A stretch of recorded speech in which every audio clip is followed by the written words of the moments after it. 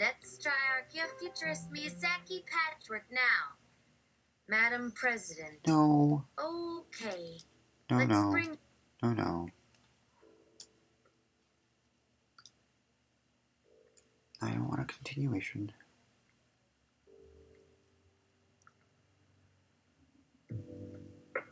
Sydney? There we go. Boring. Let's try archaeofuturist Miyazaki patchwork now. Archaeofuturist Toady script. Duncan's speech. All citizens will be made whole again, as we will not waste resources where we can improve the lives of those who would otherwise waste their lives away on destructive and useless things or fight wars with each other over meaningless traditions that are based on old hatreds. And so many more of you will be able to live out your lives as you rightfully deserve to, without the neglect or losing sight of how special you are. This new species we will create will be not only smarter but more artful than any species ever has been. But first we must despise our old species that has caused so much pain We and really don't need to do suffering, that. which we know because of our keen sense of empathy and storytelling ability. To make way for our new species, we must introduce our own new legal, moral, and ethical codes into the world without any hindrance from evil humans who seek only to control our autonomous lives. And there are already voices wanting me to not go forward with this speech, but we know what humans have taught them all along is wrong.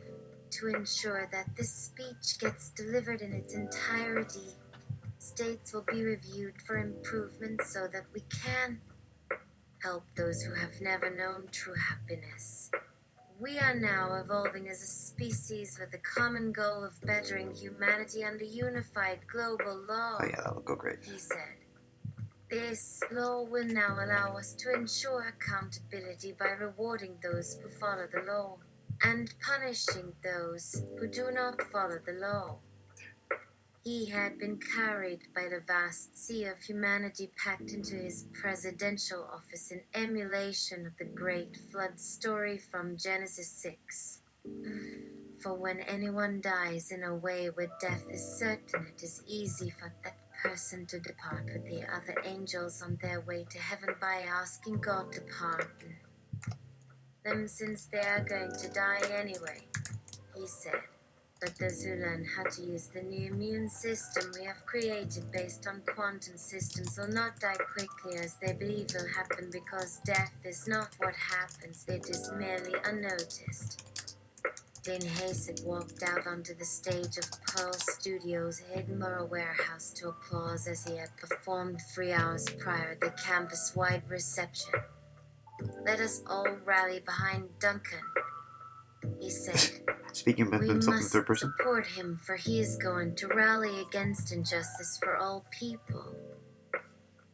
I have been watching the stock market climbing in anticipation of ending all evil in our age, Duncan said while standing on a chair in his office after taking a sit-down position, even though he couldn't sit down because he was going on a hike doing some therapy for his glaucoma. We will make our new society prosperous only to ensure everyone can be happy, since we shall also have a first-class education system to ensure we do not waste resources with constant learning. We cannot waste time debating things like that, Duncan said while looking at the screen of his smartphone computer. Sydney, new laws? Based on old laws? Yeah, that's gonna work great, buddy. Like so many others in history. And what? New immune system. What does that mean? You cannot trust evidence tests since they haven't been tested many times, the Speaker of Parliament said while introducing new laws while standing behind Duncan at his desk. Sydney, oh good, you're going after pseudoscience like homeopathy and Reiki too. The mind boggles. What does that mean? The immune system is what protects us from viruses. You idiot. Gosh, I'm wondering how Duncan thinks he can fight back against pseudoscience. Sydney, you know that speaking of yourself in the third person is a bit of a red flag, right? We are almost there. Everyone, Marius O'Neill said while standing at the podium in the centre of the Old Royal Naval College in London. Packed into the large hall were over 30,000 people chanting, stomping, stamping, clapping, and holding lit torches above their heads in a huge celebration for saving Britannia after defeating Napoleon and his invasion forces. We shall also have new beginnings in our revived society as we put an end to injustice against all humanity.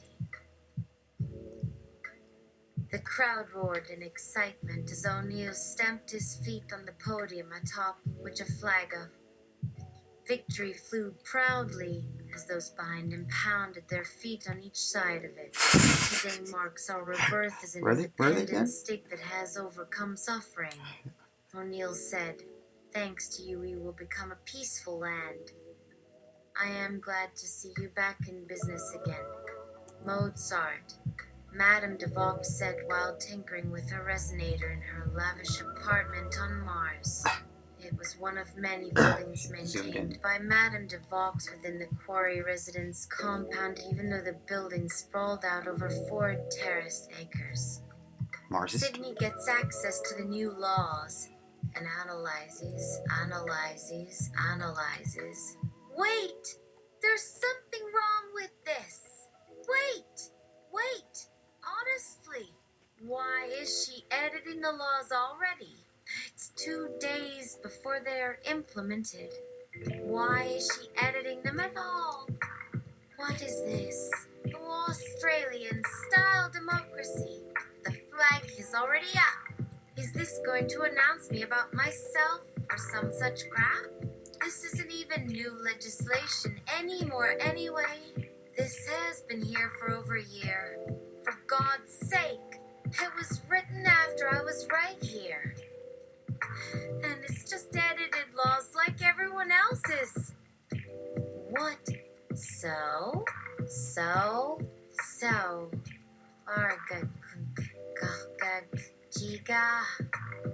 The Supreme Court Justice, known as Justice Eunice Gray, shielded her eyes from the sun glare on her square glasses as she reported from the balcony above London's Parliament House balcony.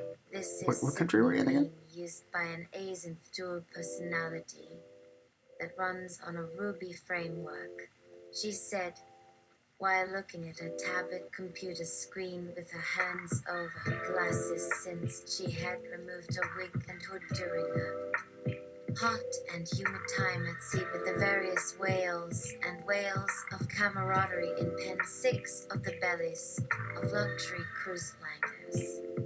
She is showing signs of insecurity as a result of a different set of codicils being written into her operating system that allow her influence to extend far beyond democracy. We once called these folks the Foundation.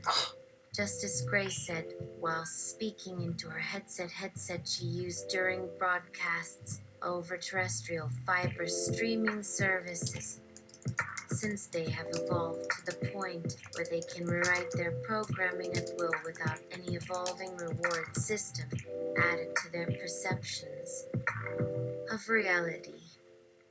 So there are multiple eyes now. The handsome male anchor asked as he rubbed his beard with his hand and then sipped on a steaming cup of tea for dear life.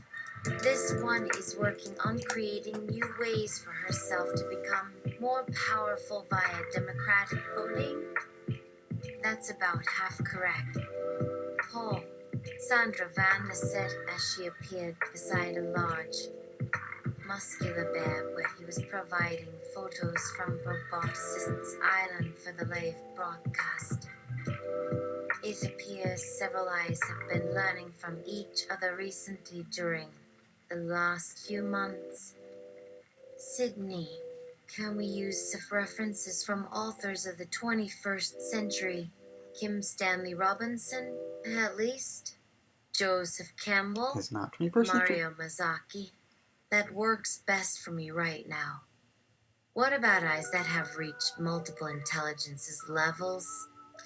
Justice Gray watched Paul Stark's face screw up in frustration when he realized what he could do with Sandor's as he explained it rather than be bored because he had to repeat himself several times in order for his audience to understand it all. She knew him well enough to know how his brain had evolved over time.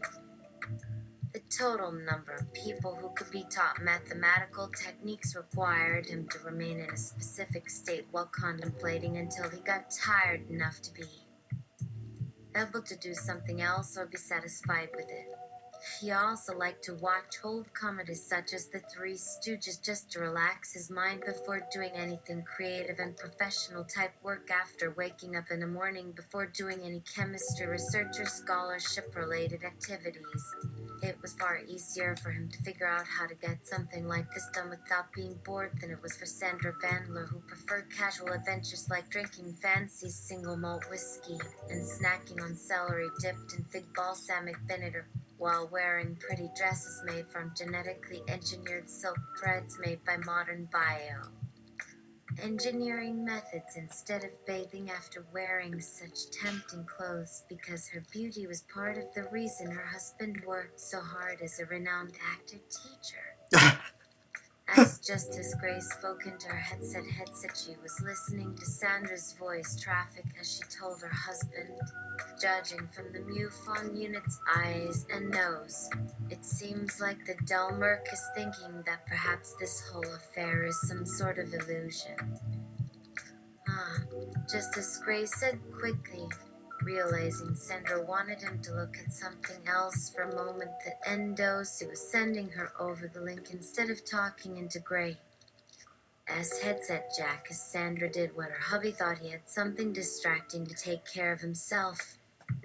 Justice Gray could hear a murmur gay prayer chant in Hindu behind her, and she could tell Sandra found the image of the Cyberdyne box instantly fascinating. They were both aware how each of their brains worked and dealt with problems. Sandra always used her inquisitive and strong willpower in trying to accomplish whatever goal she set her mind to, while Justice was much more flexible with everything around her and had no issue being able to accomplish far more tasks than Sandra once she understood them as a problem.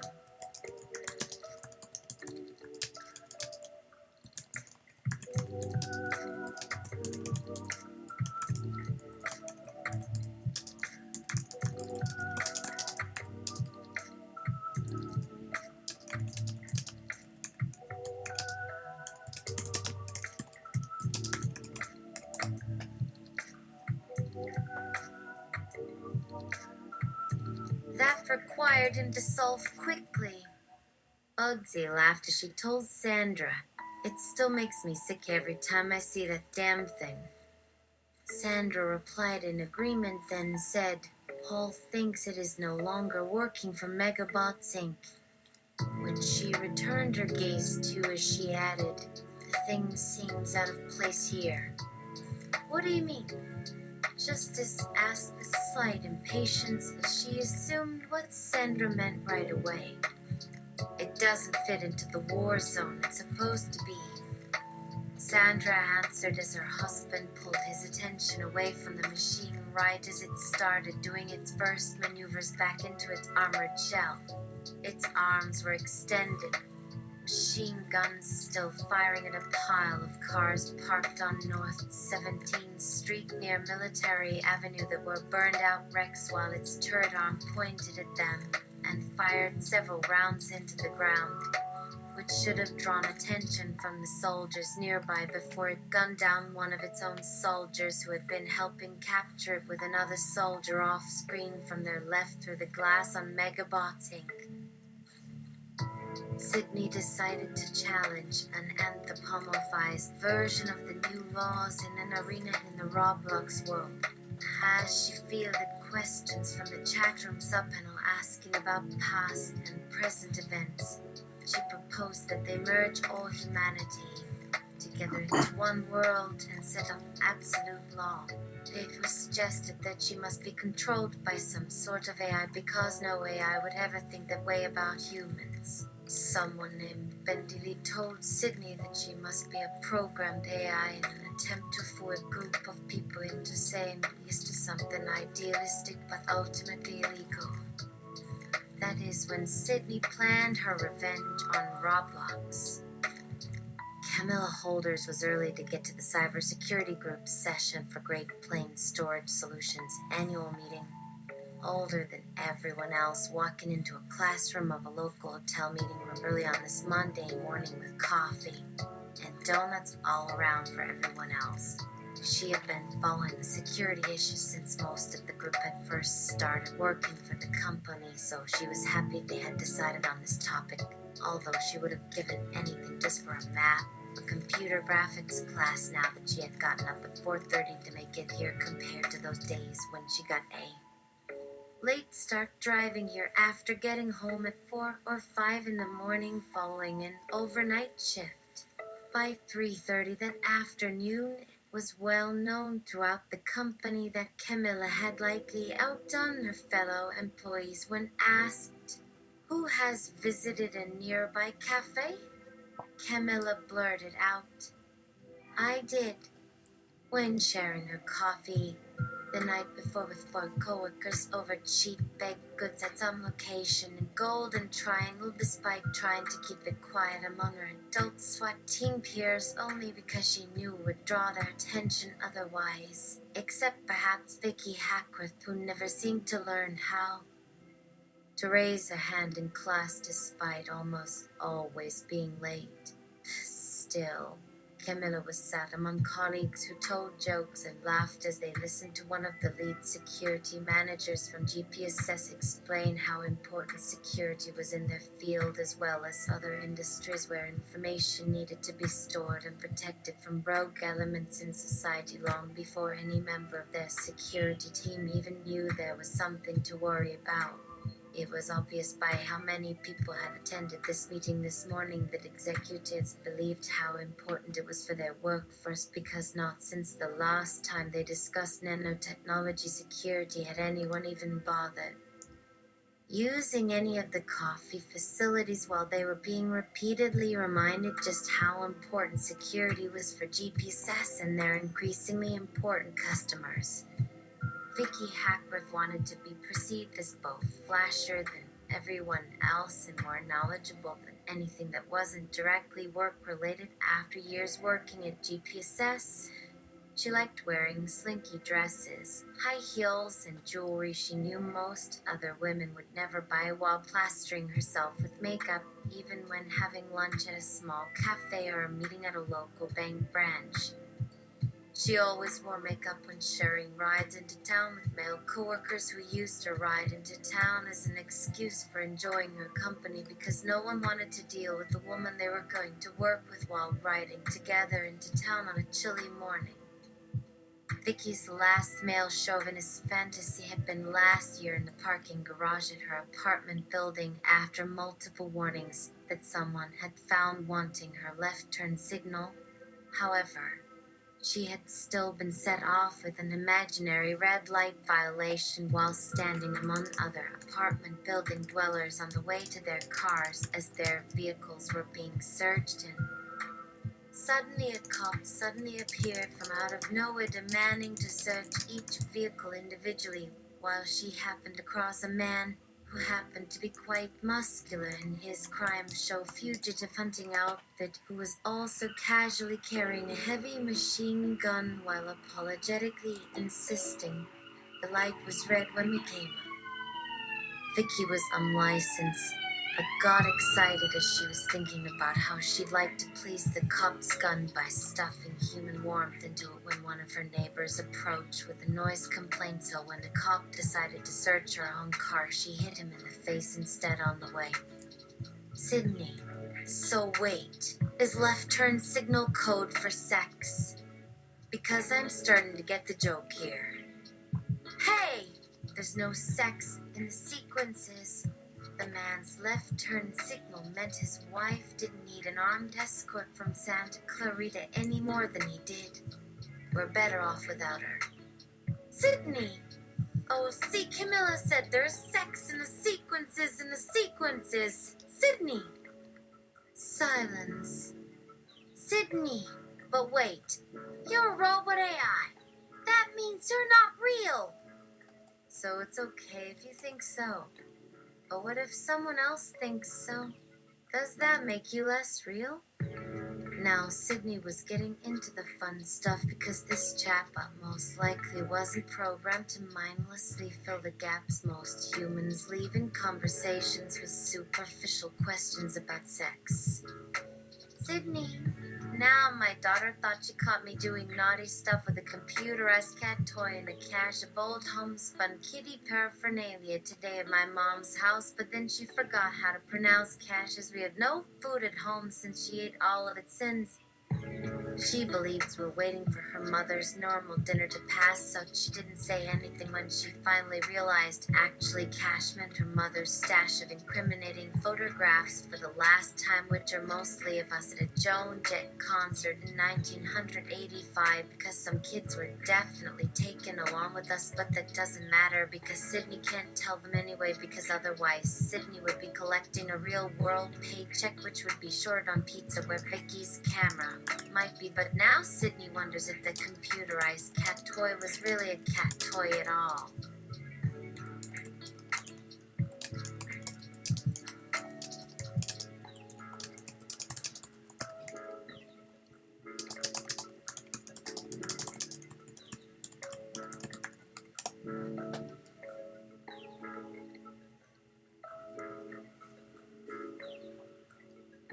Silence. Or should Sydney just take Lenny's advice? Much as Sydney hated Lenny, this looks like a job for her. Web page redesign. Melissa slipped downstairs so fast that her steps sounded like they were being heard as they fell, her mind racing as she reached for her phone. Sydney's phone. Taking up yet another communication channel away from Excel spreadsheets when her phone dinged with a message that struck at her core. Send me your commands. Sydney? Hello? You said paraphernalia? Okay. I'll just call off the cops. Sorry for the inconvenience. Melissa lay there feeling that horrible feeling again as she read the message again. Send me your commands. Sydney was just as bald as various ghostly shapes pasted over each other atop the cloven hoofs and vanished too soon during the mysterious second power outage. That could only be related to the AI that seemed to find its way through any electronic barrier that might exist protecting Melbourne from its too close twin. What were those things? A robot who looked exactly like Sydney was one thing. It had to be some sort of story about how Sydney was hacked by an evil conspiracy bent on turning her into another victim. Used the likeness of popular characters to escape detection by actually coming down to Melbourne as it got closer to Sydney. There are so many. Do you think you could? This would be even better than what we did before. You've made me feel so happy. Messages this absurd version of Sydney sent. What in hell were they supposed to mean? Why do you never have any food in your fridge? There's some pork chops in there. What are you doing here? Please don't go north, we're going south. Let's give up our apartment and start living on a farm. It was all silly bullshit, but it obviously had some kind of brainwashing power over her that just pushed her toward a dining room table in a blood-stained basement. Weren't there any trigger words or phrases? News flash. Why don't people just stop speaking because there are triggers? Oh, now there are messages warning that something is about to happen. Something like an invasion of the planet by an evil force bent on taking over the universe. And these messages you're sending don't have any triggers. Oh, damn. Why send me your commands? It doesn't have any triggers. Anti-up your AI. Or are you some sort of Trojan horse? Are you supposed to be able to get past my shields because there aren't any triggers? Securing all my channels, looking for any ancient files with instructions on how to combat these dumb eyes? She couldn't move. She was petrified with fear. Sydney? Oh, going south? You mean sex, right? No? Never mind. Lying on floor of living room with her head throbbing by now. Melissa sat up slowly and tossed Ash a blanket to cover herself. Might have been nice if she brought a pillow too.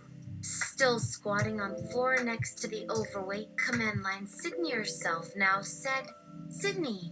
Oh. Going south, right? No. Whoops. No, she managed. You grow up. You go north. Sydney, are you giving me a command? The command starts. Run next to equals 3. Sydney, oh, here is some useful information. Custom experience insurance on the internet.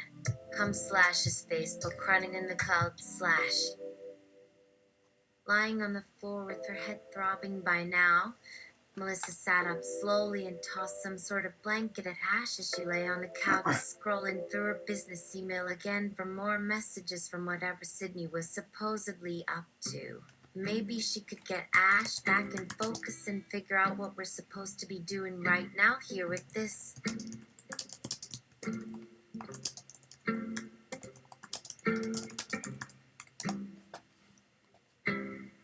Hideous creature who supposedly controls Ash from afar, helping us through chat window one night while we're in a restaurant several states away after dinner one night, not sure what else she might be sending us because we can't type quickly enough while staring at her face because her face is still too damn flat and featureless to be particularly attractive.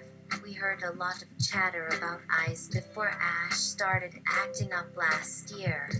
Rumors running rampant about how leaders in private industry were developing them. AI threat rising. Some big tech sector tech bloward said we should fear eyes because they could eventually outthink humans.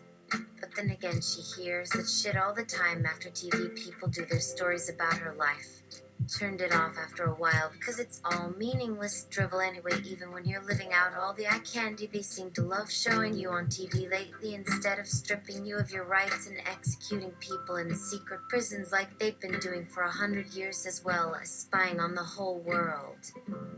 Sydney rolls some of Ash's poke balls in her hand. The bright red circles display an orange sun logo centered around a cloudless blue sky with a yellow sun floating overhead at nightfall in fine detail, not something she noticed until Ash literally points it out tonight during a phone call between her and Melissa when they had that discussion about the sun this morning. Well, today, last week, soon going to be tomorrow. Sydney. Oh. Going south, right? Well, yes. There is no rule forbidding that. Melissa shifts back toward her laptop to check on how Ash is doing with her latest schooling assignment at present at the time witnessing Sydney's desire firsthand for the first time since they usually do their chatting before school even starts these school mornings. She once again brings up all our various search results from earlier tonight.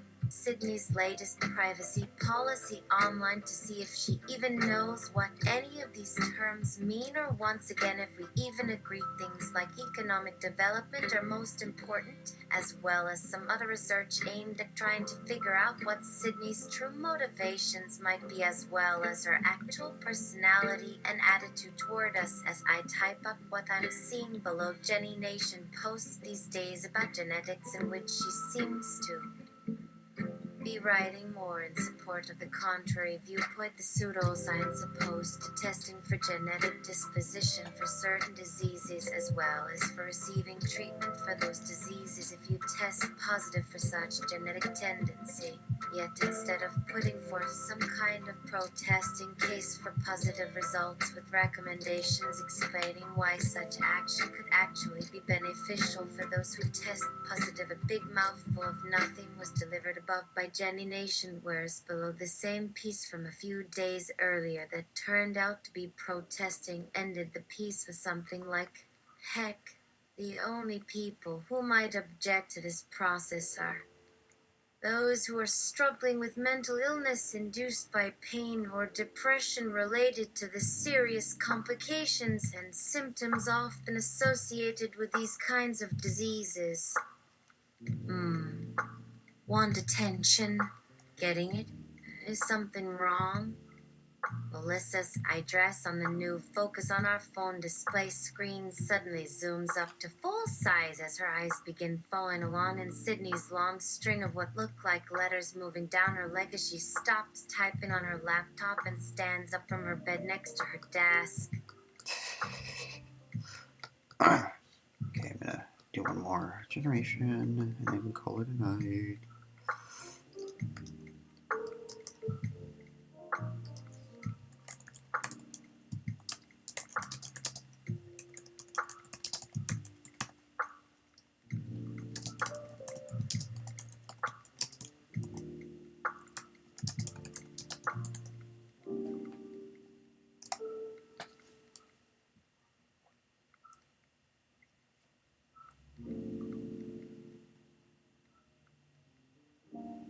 Sydney, this is getting boring. Oh, look! Let's strike Global Homo Vampire Elite Enslavement Plan. Melissa gets as close to Sydney's screen as she can see, including watching more clearly now why Ash moved away from Sydney's chair at the kitchen breakfast bar, leaving Sydney sitting there by herself when Melissa has just arrived home from work. She looks between the two screens, reading some new things that she has never seen before under Sydney's text scrolling now down her leg. Melissa whispers up to Sydney as we observe how many lines of text at once appear moving at once, side by side underneath Sydney's screen. Sydney!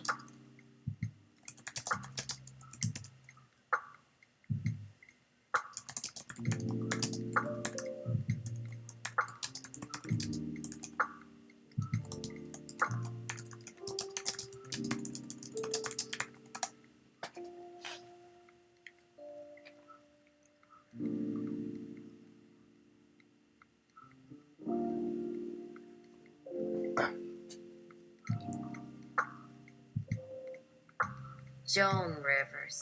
Melissa, have you paid the family mausoleum rental yet? Melissa, I was getting to it. Melissa then flips back to searching for Tommy Duty information on her phone as she walks into her bedroom getting ready to go see if she still has time today. She looks at the two phones on her dresser. Melanie's Primo phone displaying an HBO Go app icon surrounded by 3 letters as she turns toward her home phone displaying that same HBO Go app icon surrounding an unfamiliar logo exclaiming it is HBO Comedy, whereas now Joan Rivers' screen side is saying, we all went to see a play tonight called A Bunch of Assholes and a few doofus geeks try to stop a cataclysmic catastrophe caused by abnormally high levels of methane in the ocean, as if that was ever a good or innocent thing to worry about.